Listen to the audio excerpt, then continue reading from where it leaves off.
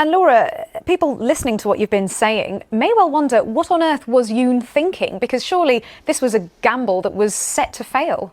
This was a huge political gamble. Look, the question that we've been trying to answer since he declared martial law is, what on earth was he thinking? I think you have to look at where President Yoon comes from.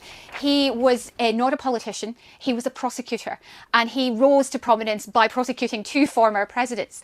And then he won an election, but only just. It was by less than 1%, about 0.7, 0.8%.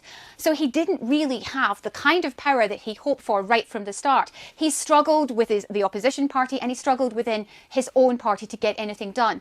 Increasingly isolated, he has felt, and certainly seems to have been listening to, conspiracy theories about rigged elections, and also he feels that he's up against constant forces that he believes are pro-North Korean voices, and he believes that the only way to get rid of those voices was to declare martial law. That was certainly his defence. So it gives you an insight into what he was thinking. It has to be said that there's absolutely no evidence for those claims whatsoever. Even his own party do not agree with him when it comes to those claims about rigged elections and pro-communist forces. So that is what perhaps he was thinking. Now, he will no longer be president. He will be stripped of his powers. It will go to the Prime Minister. And the next steps are that this decision has to be ratified and reviewed by the Constitutional Court.